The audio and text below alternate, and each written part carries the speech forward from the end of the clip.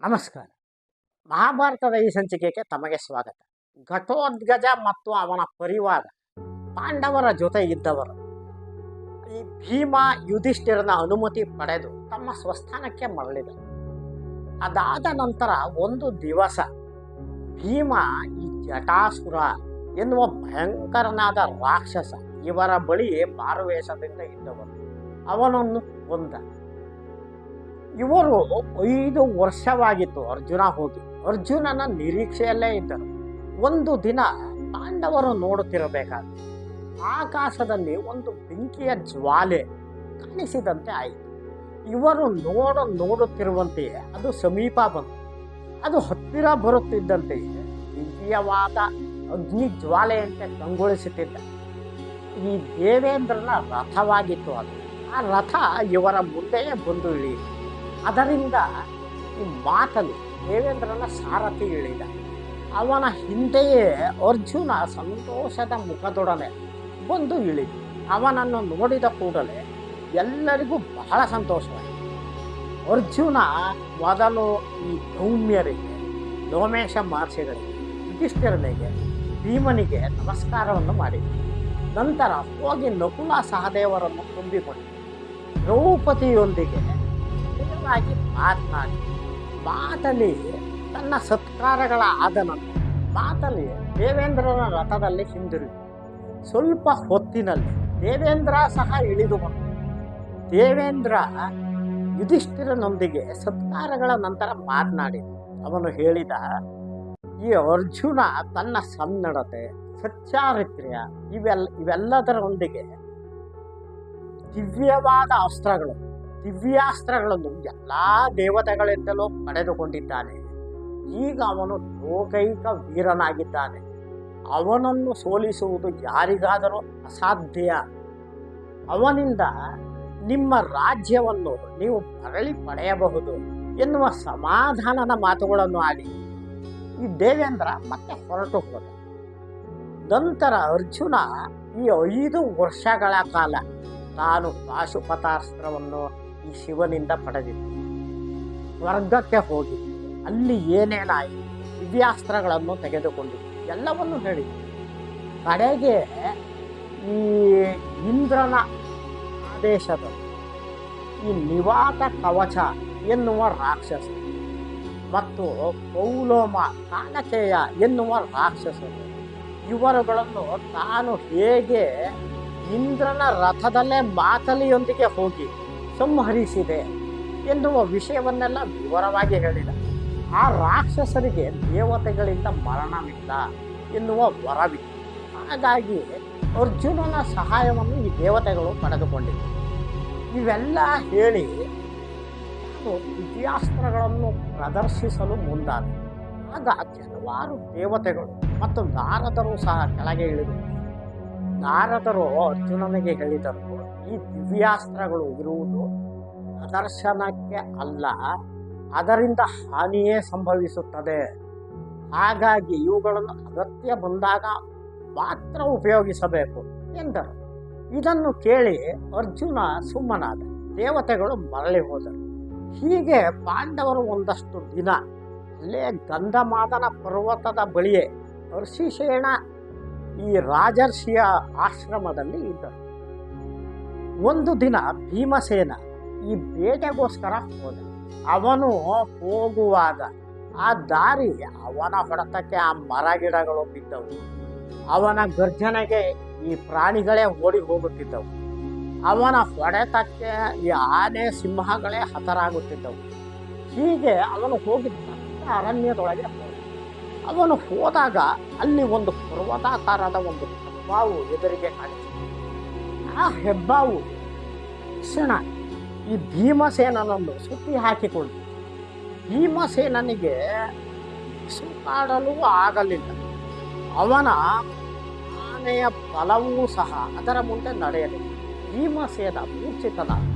ಸ್ವಲ್ಪ ಹೊತ್ತು ಆದ ನಂತರ ಅವನಿಗೆ ಪ್ರಜ್ಞೆ ಬಂತು. ಭೀಮಸೇನನಿಗೆ ಆಶ್ಚರ್ಯವಾಯಿತು. ಅವನು ಈ ಹೆಬ್ಬಾವಿಗೆ ಕೇಳಿದ, ಎಲೈ ಸರ್ಪವೇ, ನಾನು ಪಾಂಡು ರಾಜನ ಎರಡನೆಯ ಮಗ, ಮಹಾತ್ಮನಾದ ಯುಧಿಷ್ಠಿರನ ತಮ್ಮ. ನಾನು ಚಂದ್ರವಂಶದವನು. ನನಗೆ 10,000 ಆನೆಗಳ ಬಲ ನನ್ನ ತೋಳಿನಲ್ಲೇ ಇದೆ. ನನ್ನಂತಹವನನ್ನು ನೀನು ಅತಿಕ್ರಮಿಸಿದ್ದೀಯ. ನನ್ನ ಬಲ ನಿನ್ನ ಮುಂದೆ ಏನೇನೂ ಇಲ್ಲ. ಇದು ಹೇಗೆ ಸಾಧ್ಯ? ನಾನು ರಾಕ್ಷಸರು, ಪಿಶಾಚರು, ಪನ್ನಗರು ಎಲ್ಲರನ್ನೂ ಸದೆ ಬಡಿದಿದ್ದೇನೆ. ಅಂತಹ ಶಕ್ತಿಶಾಲಿ ನಾನು. ನಿನ್ನ ಶಕ್ತಿ ನನಗಿಂತ ಜಾಸ್ತಿ ಇದೆ. ಇದು ಹೇಗೆ ಸಾಧ್ಯ? ಇದೇನು ಮಾಯಾಜಾಲವೋ, ಯಾವುದಾದರೂ ಮಂತ್ರದ ಬಲವೋ, ಅಥವಾ ನಿನಗೇನಾದರೂ ವರವಿದೆಯೇ ಎಂದು ಕೇಳಿದೆ. ಆಗ ಆ ಹೆಬ್ಬಾವು ಹೇಳಿತು, ಅಯ್ಯ ಭೀಮಸೇನ, ನಾನು ನಿನ್ನ ವಂಶದವನೇ, ನಿನ್ನ ಪೂರ್ವಿಕನೇ. ನಾನು ಆಯು ಎಂಬ ರಾಜನ ಮಗ. ನಾನು ನಹುಷ ಎನ್ನುವ ರಾಜನಾಗಿದ್ದೆ. ನಾನು ರಾಜರ್ಷಿಯಾಗಿದ್ದೆ ಎಂದಿತು. ನಾನು ಈ ಅಗಸ್ತ್ಯರ ಶಾಪದಿಂದ ಈ ರೂಪಕ್ಕೆ, ಅಂದರೆ ಈ ಹೆಬ್ಬಾವಿನ ರೂಪಕ್ಕೆ ನಾನು ಹೊಂದಿದ್ದೇನೆ. ನನಗೆ ಈ ದಿನದ 6ನೆಯ ಜಾವದಲ್ಲಿ ನಾನು ಬಹಳ ಹಸಿದಿದ್ದೆ. ನೀನು ನನಗೆ ಸಿಕ್ಕಿಬಿದ್ದೆ. ಯಾವುದಾದರೂ ಕಾಡು ಕೋಣವೋ ಆನೆಯೋ ಸಿಗುತ್ತದೆ ಎಂದು ನಾನು ಕಾಯುತ್ತಿದ್ದೆ. ನೀನು ನನಗೆ ಸಿಕ್ಕಿಬಿದ್ದೆ. ನೀನು ನೋಡಲು ತುಡಕಾಯನಾಗಿದ್ದೀಯ, ಸುಂದರನಾಗಿದ್ದೀಯ, ನಮ್ಮ ವಂಶದವನೇ ಆಗಿದ್ದೀಯ. ಆದರೆ ಈಗ ಏನು ಮಾಡುವುದು? ನಾನು ನಿನ್ನನ್ನೇ ತಿನ್ನಬೇಕಾದ ಪರಿಸ್ಥಿತಿ ನನಗೆ ಬಂದಿದೆ ಎಂದಿತು. ಇದನ್ನು ಕೇಳಿ ಭೀಮಸೇನ ಅಂದ, ನೋಡು, ನನಗೆ ಈಗ ಮನುಷ್ಯ ಶಕ್ತಿಯಲ್ಲಿ ನಂಬಿಕೆ ಹೊರಟು ಹೋಯಿತು. ಸಾಯುವುದಕ್ಕೆ ನನಗೆ ಯಾವುದೇ ಚಿಂತೆ ಇಲ್ಲ. ವಿಧಿ ಬರಹ ಏನು ಇರುತ್ತದೋ ಅದೇ ಆಗುತ್ತದೆ.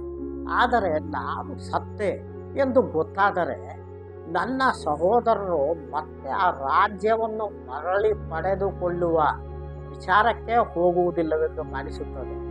ಅವರು ನಿರುತ್ಸಾಹಿಗಳಾಗಿ ಬಿಡುತ್ತಾರೆ. ಒಂದು ಪಕ್ಷ ಅರ್ಜುನನೇನಾದರೂ ಹೋದರೆ ಹೋಗಬಹುದೋ ಏನೋ. ಆ ನಕುಲ ಸಹದೇವರು ಸಹ ನನ್ನ ರಕ್ಷಣೆಯಲ್ಲೇ ಇದ್ದರು. ಈಗ ಅದೂ ಇಲ್ಲವಾಗುತ್ತದೆ. ಜೊತೆಗೆ ನನ್ನ ತಾಯಿ ಕುಂತಿ ಎಲ್ಲ ಮಕ್ಕಳ ಅಭಿವೃದ್ಧಿಯನ್ನು ಹೃದಯವನ್ನೇ ನಿರೀಕ್ಷಿಸುತ್ತಿದ್ದಳು. ನಾನು ಹೋಗುವುದರಿಂದ ಅವಳಿಗೆ ಬಹಳ ದುಃಖವಾಗುತ್ತದೆ. ಇಷ್ಟೇ ನನಗೆ ಯೋಚನೆ. ಅದು ಬಿಟ್ಟರೆ ನನಗೆ ಸಾಯುವುದಕ್ಕೆ ಏನೂ ಯೋಚನೆ ಇಲ್ಲ ಎಂದ. ಇವರು ಹೀಗೆ ಮಾತನಾಡುತ್ತಿರಬೇಕಾದರೆ ಅಲ್ಲಿ ಯುಧಿಷ್ಠಿರನ ಒಂದಷ್ಟು ಉತ್ಪಾತಗಳು, ಅಪಶಕುನಗಳು ಆಯಿತು. ಬಿರುಗಾಳಿ ಬೀಸಿತು, ಬರೀ ಮೋಡ ದಟ್ಟೈಸಿ, ಸೂರ್ಯ ಕಾಣದಂತ ಧೂಳು ಮುಸುಕಿತು, ಕಾಗೆಗಳು ಅರಚಿಕೊಂಡವು, ನರಿಗಳು ಊಳಿಟ್ಟವು. ಇದನ್ನೆಲ್ಲ ನೋಡಿ ಯುಧಿಷ್ಠಿರ ಎಲ್ಲರತ್ತ ನೋಡಿದ. ಭೀಮ ಕಾಣಿಸಬೇಕು. ಭೀಮ ಎಲ್ಲಿಗೆ ಹೋದ ಎಂದಾಗ ದ್ರೌಪದಿ ಹೇಳಿದರು, ಭೀಮ ಬೇಟೆಗೆ ಹೋಗಿ ಬಹಳ ಹೊತ್ತಾಯಿತು ಎಂದರು. ಆಗ ಈ ಯುಧಿಷ್ಠಿರ ದ್ರೌಪದಿಯ ರಕ್ಷಣೆಗೆ ಅರ್ಜುನನನ್ನು ಬಿಟ್ಟು, ಅಲ್ಲಿದ್ದ ಬ್ರಾಹ್ಮಣರ ರಕ್ಷಣೆಗೆ ನಕುಲ ಸಹದೇವರನ್ನು ಬಿಟ್ಟು, ಧೌಮ್ಯ ಮುನಿಗಳೊಂದಿಗೆ ಭೀಮನನ್ನು ಹುಡುಕಿಕೊಂಡು ಹೊರಟ. ಆ ಭೀಮ ಹೋದ ದಾರಿಯೇ ಅದು ಮಲಗಜ ಹೋದಂತೆ ಇತ್ತು. ಮಲಗಜಗಳ ಹಿಂದೆ ಹೋದಂತೆ ಇತ್ತು. ಅಲ್ಲಿ ಉರಿದು ಬಿದ್ದ ಗಿಡ, ಮರ, ಬಳ್ಳಿಗಳು, ಈ ಅವನಿಂದ ಹತವಾದ ಈ ಆನೆ, ಸಿಂಹಗಳು, ಮೃಗಗಳು, ಅವನ ದೊಡ್ಡದಾದ ಹೆಜ್ಜೆಗಳು, ಅವನು ಹೋದ ದಾರಿಯನ್ನು ಹುಡುಕಲು ಕಷ್ಟಪಡಬೇಕಾಗಿದೆ. ಈ ಯುಧಿಷ್ಠಿರ ಬಹಳ ಹೊತ್ತಾದ ನಂತರ ಈ ಸರ್ಪ ಭೀಮ ಇರುವ ಸ್ಥಳಕ್ಕೆ ಬಂದ. ಅಲ್ಲಿ ನೋಡುತ್ತಾನೆ, ಸರ್ಪ ಭೀಮವನ್ನು ಸುತ್ತು ಹಾಕಿಕೊಂಡಿದೆ. ಭೀಮ ಈ ಅಲುಗಾಡದ ಪರಿಸ್ಥಿತಿಯಲ್ಲಿ ಇದ್ದಾನೆ. ಭೀಮನಿಗೆ ಯುಧಿಷ್ಠಿರ ಕೇಳಿದ, ಇದೇನು ನಿನ್ನ ಪರಿಸ್ಥಿತಿ? ಈ ಪರ್ವತಾಕಾರದ ಸರ್ಪ ಯಾವುದು ಎಂದ. ಆಗ ಭೀಮ ಹೇಳಿದ, ಅಣ್ಣ, ಇದು ರಾಜರ್ಷಿಯಾದ ನಹುಷನಂತೆ, ಹಿಂದೆ ನಮ್ಮ ವಂಶದಲ್ಲೇ ಇದ್ದನಂತೆ ಈ ಉರಗ ಹೇಳುತ್ತಿದೆ ಎಂದ. ಅದನ್ನು ಕೇಳಿ ಯುಧಿಷ್ಠಿರ ಆ ಹಾವಿಗೆ ಕೈ ಮುಗಿದು ಬೇಡಿದ, ಈ ನನ್ನ ತಮ್ಮ ಭೀಮಸೇನನನ್ನು ಬಿಟ್ಟುಬಿಡು.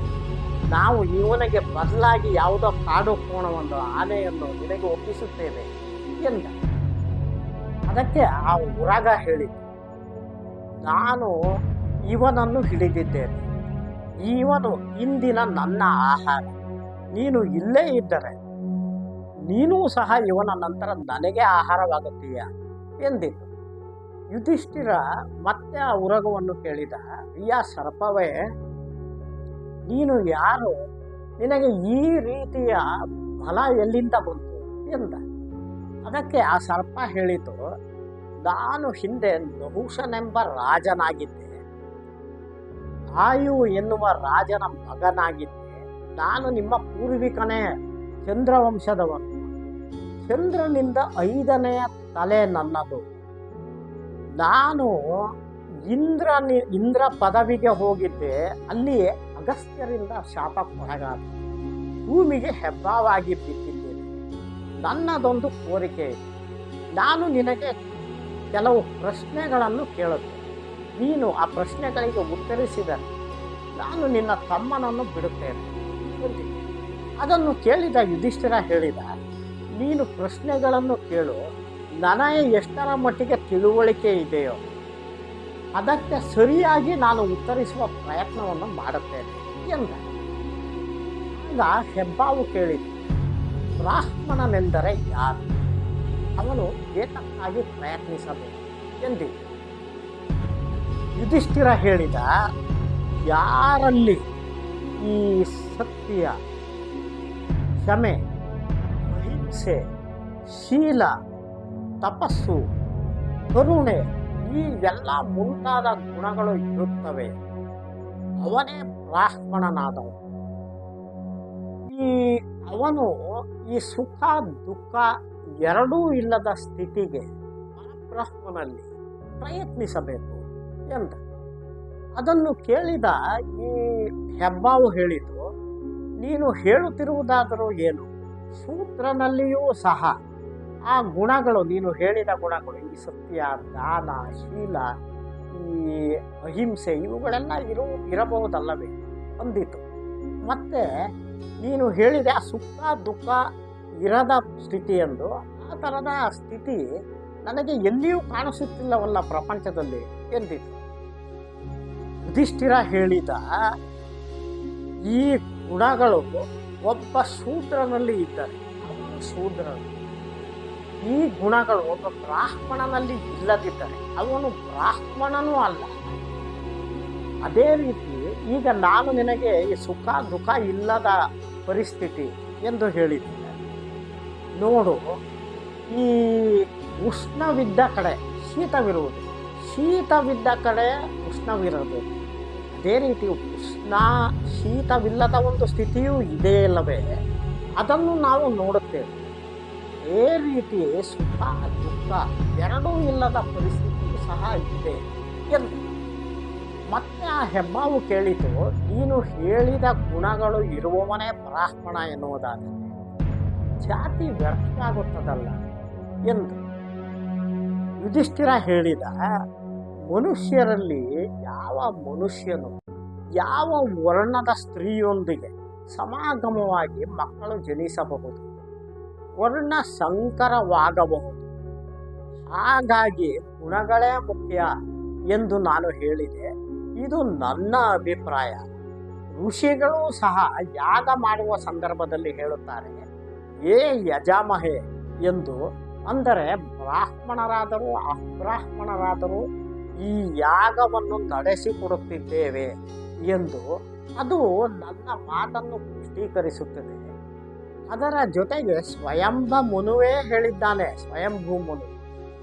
ದ್ವಿಜರೂ ಸಹ ವೇದಗಳನ್ನು ಓದಿದ ನಂತರವೇ ಸಂಸ್ಕಾರವಾಗುವುದು ಎಂದು ಆತನೂ ಹೇಳಿದ್ದಾನೆ ಎಂದೆಲ್ಲ ಒಂದಷ್ಟು ವಿವರವಾಗಿ ಆ ಹೆಬ್ಬಾವಿಗೆ ಹೇಳಿತು. ಆಗ ಆ ಹೆಬ್ಬಾವು ಹೇಳಿತು, ಯುಧಿಷ್ಠಿರ, ನೀನು ನನಗೆ ಬೇಕಾದ ಸಮಾಧಾನವಾಗುವ ಉತ್ತರವನ್ನೇ ನೀಡುತ್ತೀಯ. ಈಗ ನಾನು ಆ ಭೀಮಸೇನ ನಿನ್ನ ತಮ್ಮನನ್ನು ನಾನು ನುಂಗಲು ಸಾಧ್ಯವಿಲ್ಲ, ನಾನು ಅವನನ್ನು ಬಿಡುತ್ತೇನೆ ಎಂದು ಹೇಳಿ. ಆಗ ಯುಧಿಷ್ಠಿರ ಹೇಳಿದ, ನೀನು ಒಳ್ಳೆಯ ವಿವೇಕಶಾಲಿಯಾಗಿ ಕಾಣಿಸುತ್ತೀಯ. ನನ್ನ ಕೆಲವು ಪ್ರಶ್ನೆಗಳಿಗೆ ಉತ್ತರ ಕೊಡು, ನನ್ನ ಸಂದೇಹವನ್ನು ನಿರ್ಮೂಲ ಮಾಡು ಎಂದ. ಕೇಳು ಎಂದಿತ್ತು ಆ ಹಾವು.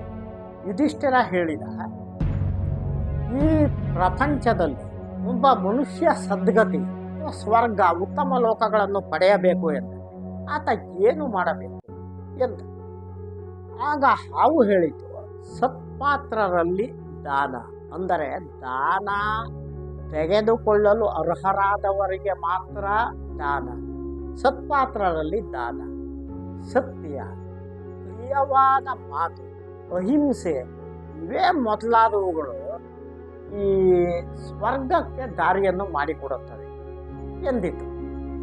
ಯುಧಿಷ್ಠಿರ ಮತ್ತೆ ಕೇಳಿದ, ಈ ನೀನು ಹೇಳಿದೆಯಲ್ಲ, ಇವುಗಳಲ್ಲಿ ಮುಖ್ಯವಾದುದು ಯಾವುದು ಎಂದ. ಆ ಹಾವು ಹೇಳಿತು, ಇವು ಸಮಯ ಸಂದರ್ಭಕ್ಕೆ ತಕ್ಕಂತೆ ಮೇಲು ಕೀಳುಗಳಾಗುತ್ತವೆ. ಕೆಲವು ಸಂದರ್ಭಗಳಲ್ಲಿ ದಾನವೇ ಸತ್ಯಕ್ಕಿಂತ ಮಿಗಿಲಾಗುತ್ತದೆ. ಇನ್ನು ಕೆಲವು ಸಂದರ್ಭಗಳಲ್ಲಿ ಸತ್ಯವೇ ದಾನಕ್ಕಿಂತ ಹೆಚ್ಚೆನಿಸುತ್ತದೆ. ಅದೇ ರೀತಿ ಪ್ರಿಯವಾದ ಮಾತು ಕೆಲವು ವೇಳೆ ಈ ಅಹಿಂಸೆಗಿಂತಲೂ ಹೆಚ್ಚು ಎನಿಸುತ್ತದೆ. ಇನ್ನು ಕೆಲವು ಸಂದರ್ಭಗಳಿಗೆ ಅಹಿಂಸೆಯೇ ಪ್ರಿಯವಾದ ಮಾತುಗಿಂತಲೂ ಹೆಚ್ಚು ಎನಿಸುತ್ತದೆ. ಸಮಯ ಸಂದರ್ಭ ನೋಡಿಕೊಂಡು ಅವು ಬದಲಾಗುತ್ತವೆ. ಏನೇ ಆದರೂ ಜಾತಿ ಕುಲಗಳಿಗಿಂತ ಇವೇ ಮುಖ್ಯ ಎಂದಿತು. ಅದಾದ ನಂತರ ಯುಧಿಷ್ಠಿರ ಕರ್ಮದ ಬಗ್ಗೆ ಮತ್ತು ಈ ಬುದ್ಧಿ, ಮನಸ್ಸು ಇವುಗಳ ಬಗ್ಗೆ ಎಲ್ಲ ಆ ಹಾವಿನಲ್ಲಿ ಕೇಳಿತು. ಆ ಹೆಬ್ಬಾವು ಎಲ್ಲದಕ್ಕೂ ಸಮಾಧಾನಕರವಾಗಿ ಯುಧಿಷ್ಠಿರನಿಗೆ ಉತ್ತರವನ್ನು ಯುಧಿಷ್ಠಿರ ಹೇಳಿದ, ಅಯ್ಯ ಉರಗವೇ, ನೀನು ಎಷ್ಟು ತಿಳುವಳಿಕೆಯಿಂದ ಇದ್ದೀಯ, ವಿವೇಕಶಾಲಿ, ನಿನ್ನಲ್ಲಿ ಜ್ಞಾನವಿದೆ, ನೀನು ರಾಜರ್ಷಿ ಆಗಿದ್ದೆ ಎಂದು ಹೇಳಿಕೊಳ್ಳುತ್ತೀಯ. ಆದರೆ ನಿನಗೆ ಇಂಥ ಪರಿಸ್ಥಿತಿ ಆದರೂ ಬಂದಿದ್ದು ಹೇಗೆ ಎಂದು ಕೇಳಿದ. ಆಗ ಹೆಬ್ಬಾವು ಹೇಳಿತು, ಯುಧಿಷ್ಠಿರ, ನಾನು ನಹುಷ ರಾಜ ಚಕ್ರವರ್ತಿಯಾಗಿದ್ದಾಗ ಅನೇಕ ದಾನಗಳನ್ನು ಮಾಡಿದ್ದೆ. ಯಾಗ ಯಜ್ಞಾದಿಗಳು, ನೂರಾರು ಅಶ್ವಮೇಧ ಯಾಗಗಳನ್ನು ಸಹ ಮಾಡಿದೆ. ತ್ರಿಲೋಕ ವೀರ ಎನಿಸಿಕೊಂಡೆ. ನಂತರ ತಪಸ್ಸು ಮಾಡಿದೆ, ರಾಜರ್ಷಿಯಾದೆ. ಇವೆಲ್ಲದರ ಫಲವಾಗಿ ನನಗೆ ಇಂದ್ರನ ಪದವಿಯೇ ಸಿಕ್ಕಿತು. ಆ ಇಂದ್ರನ ಪದವಿ ಸಿಕ್ಕ ಮೇಲೆ ನನಗೆ ಐಶ್ವರ್ಯ ಮತ್ತು ಅಧಿಕಾರದ ಅಹಂಕಾರ ಬಂದಿತು. ಆ ಅಹಂಕಾರದಿಂದ ನಾನು ನನ್ನ ಸಿಂಹಾಸನವನ್ನು ಪಲ್ಲಕ್ಕಿಯ ತರಹ ಋಷಿಗಳ ಮೇಲೆ ಹೊರಿಸಿಕೊಂಡು ಬಂದೆ. ಆಗ ನನ್ನ ಕಾಲು ಅಗಸ್ತ್ಯರಿಗೆ ತಾಕಿತು. ಅಗಸ್ತ್ಯರು ಆಗ ನನಗೆ ಶಾಪವನ್ನು ಕೊಟ್ಟರು. ನಿನ್ನ ಅಹಂಕಾರದಿಂದ ನೀನು ಹೆಬ್ಬಾವಾಗಿ ಭೂಮಿಗೆ ಬೀಳು ಎಂದರು. ನಾನು ಭೂಮಿಗೆ ತಲೆ ಕೆಳಗಾಗಿ ಬೀಳುತ್ತಿದ್ದೆ ಹೆಬ್ಬಾವಿನ ರೀತಿ.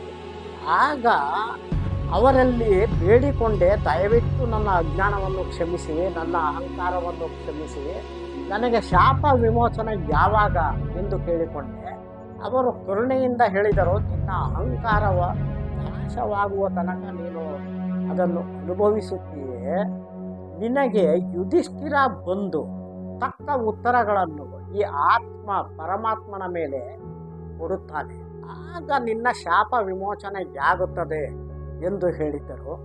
ಈಗ ಆ ಸಮಯ ಬಂದು ಒದಗಿದೆ. ಅಗೋ ನೋಡು, ದಿವ್ಯವಾದ ವಿಮಾನ ಬಂತು ಎಂದ ನಹುಷ. ನಹುಷನ ಶರೀರ ಹಾವಿನ ರೂಪದಿಂದ ಒಬ್ಬ ದೇವತೆಯ ರೂಪಕ್ಕೆ ಬಂದು ನಿಂತಿತು. ಆ ದೇವತೆ ಆ ವಿಮಾನವನ್ನೇರಿ ನಹುಷ ಹೊರಟು ಹೋದ. ನಂತರ ಯುಧಿಷ್ಠಿರ ಭೀಮನನ್ನು ಕರೆದುಕೊಂಡು ತನ್ನ ಸಹೋದರನ ಬಳಿಗೆ ಬಂದ. ನಮಸ್ಕಾರ. ಮುಂದಿನ ಸಂಚಿಕೆಯಲ್ಲಿ ಭೇಟಿಯಾಗೋಣ.